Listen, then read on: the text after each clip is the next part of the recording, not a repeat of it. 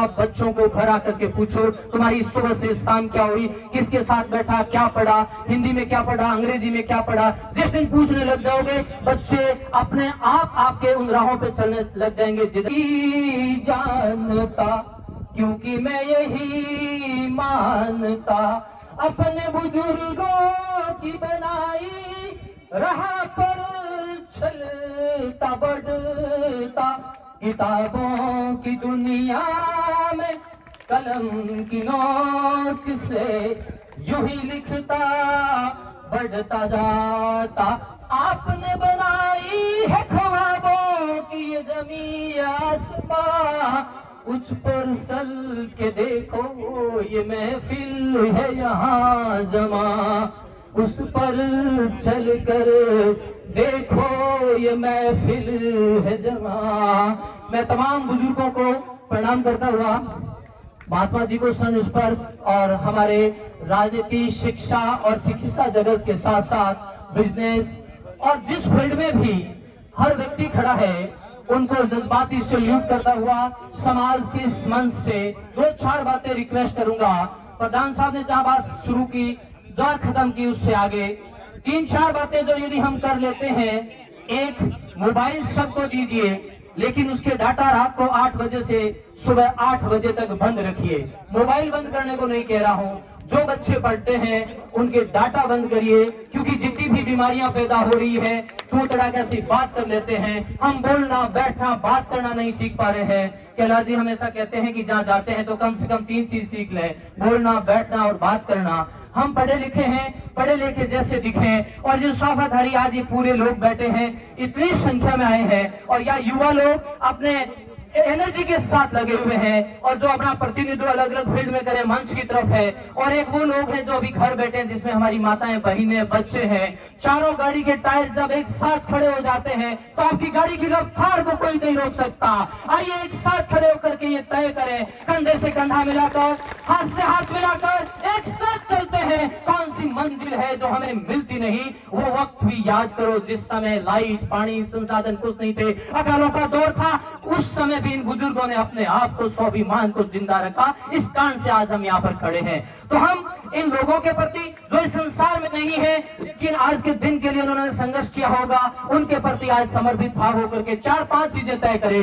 जो ये युवा लोग खड़े हैं उनके प्रति सब विश्वास रखिएगा। ये आप ही के बेटे हैं, आप ही के पोते दोते हैं, ये अच्छा करेंगे, इनके पास एनर्जी है, आप बुजुर्गों के पास अनुभव है, इस अनुभव को इन युवाओं के हवाले कर दो और ये बहुत कुछ कर सकते हैं। यदि ये काम कर सकेंगे तो राष्ट्र बहुत तेजी से गति पकड़ेगा।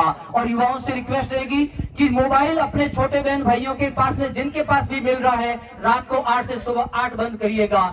हम पढ़े लिखे हैं, पढ़े लिखे जैसे दिखें, और एक शाम के टाइम जब बच्चे घर आ जाते हैं उनके साथ बैठना, सर पे हाथ रख करके पूछना, बेटा दिन भर आज क्या पढ़ा, सुबह तेरी कैसे हुई, तेरी शाम कैसे हुई। यदि हमने नहीं पूछा तो कोई और वक्त नहीं देगा। और तीसरी बात, हम हमारे टीचर्स को और गुरुजनों को इज्जत दें, रेस्पेक्ट दें। जिस दिन हमारे गुरुजनों का हम रेस्पेक्ट करना सीखेंगे, या टीचर और गुरुजन का मतलब केवल स्कूल में पढ़ाने वाले व्यक्ति से नहीं है, जो खेती सिखाता है, जो बोलना बैठना बात करना सिखाता है, जो आपको बिजनेस सिखाता है, जो जिंदगी सिखाता है, वो आपका गुरु है। उसको आप रेस्पेक्ट करिए, उनको आप इज्जत दीजिएगा, स्वतः समाज एक अलग दिशा में चल पड़ेगा।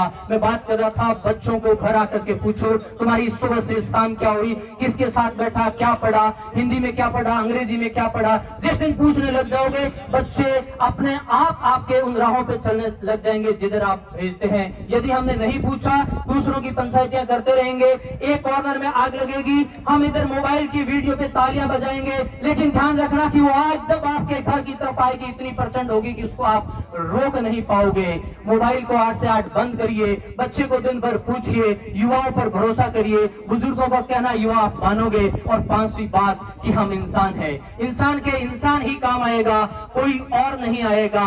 इसलिए कि जिस समय बारिश का मौसम होता है, कैलाश जी और बाप जी बेटे से सबसे बड़ी विडंबना क्या है, एज ए डॉक्टर जो हम महसूस करते हैं, भाई भाई के लट उठा करके मार देता है, सर फाड़ देते हैं, और क्या 10 फीट या 20 फीट जमीन के लिए क्या हासिल कर लोगे। अपना खो दिया, अपनेपन को खो दिया, किसके लिए लड़ रहे हो। कौन आज तक कोई जमीन का एक दाना भी साथ लेके नहीं गया। विवाद हो जाता तो एक समझदार है, दूसरा कम से कम समझदार बनो, किसी के घर में आग मत लगाओ, उसके साथ बैठो। जो ये बुजुर्ग तय करते थे, धैर्य रखते थे, बात करते थे, बात जम जाती थी और इसलिए आज तक हम चल पड़े हैं। लेकिन आज की युवाओं में इस चीज की कमी है, लट लेके चले जाते हैं, छोटी सी बात के लिए लड़ बैठते हैं। इस कारण से हम हमारा टाइम, एनर्जी और पूंजी खत्म करते हैं। मुझे 5 मिनट का टाइम दिया, लास्ट 1 मिनट और है जो आपसे मैं कहूंगा, जो हमारे गुरुजनों ने हमें सिखाया है कि एक, जब भी विवाद हो चुप रहें और जगह छोड़ दें। वापिस, जब भी विवाद हो चुप रहें, जगह छोड़ दें। दूसरा, मोबाइल पर तू तड़ाके से बात, किसी को भला बुरा कहने की बजाय मिल बैठ के बात करो। मोबाइल का इस्तेमाल केवल सूचना के लिए लो या जानकारी के लिए लो। बच्चे आपका भविष्य है, वीआईपी है, वो राष्ट्र निर्माण की तरफ बढ़ेंगे तो हमारा राष्ट्र अच्छा हो जाएगा। जब भी कोई किसी भी फील्ड में आगे बढ़ता है तो उसका साथ दीजिएगा, हमारा सब कुछ अच्छा होगा। किताबों से दोस्ती कीजिएगा। और अंतिम अपील, जब भी मंदिर और हम कहीं भी जाते हैं तो हमारा एक अंशदान देते हैं। आज हम जाजम में यहाँ पर सब आए हैं, जिस जमीन के लिए आए हैं, जो कुछ भी दे सकते हैं, अपनी कमाई का 1%, अपने अनुभव का 1% यहाँ देके जाइएगा। इतने सारे लोग हैं, किसी भी काम में इम्पॉसिबल नहीं होगा। जो आपकी श्रद्धा है, जरूर नहीं है कि लाख या 51,000 दीजिए, जो भी आपसे बन पड़ता है यहाँ पर देके जाइएगा। मैं डॉक्टर हरदान सर और हमारे नैनूराम जी सर और गुरुजन आए हैं।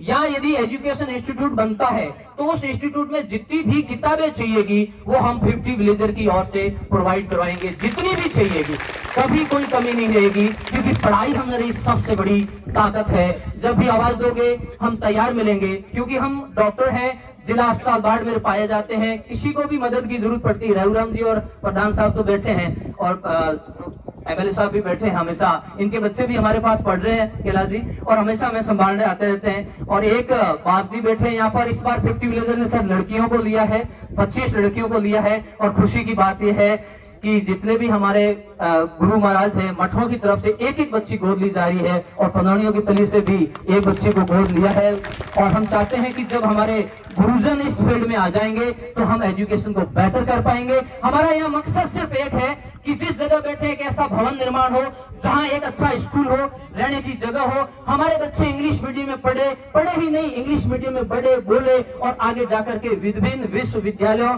या यूनिवर्सिटी में अपना नेतृत्व करे। इसलिए हम यहाँ पर इकट्ठे हैं। केवल हॉस्टल नहीं बनाए, ये बैठ करके बात की जाएगी। पांचाराम जी सर और बैठे हैं और इन सबका अपना अनुभव है कि हम इनके प्रति विश्वास रखें। जो भी गुरुजन लोग और जो भी आपके इस कार्यकारिणी में मेंबर्स है, ये हमेशा आने वाली पीढ़ी के लिए अच्छा कर रहे हैं। एक ऐसे भवन का निर्माण हो जहां सब कुछ अवेलेबिलिटी हो। आइए अंत में मैं अंतिम छोर पर बैठे हुए उस व्यक्ति से और आगे बैठे हुए तमाम बुजुर्गों से कह रहा हूं, जिस दिल पे हाथ रख के कहिएगा, ये किसी काम के लिए नहीं, हम अपने लिए आए हैं। इतना बड़ा आपका परिवार है, इतने लोग एक साथ खड़े हैं, तो एक ही दिन में आज का टारगेट आज ही पूरा हो जाए ताकि इनका अपना टाइम यूज हो सके। बहुत बहुत शुक्रिया, धन्यवाद, जय हिंद।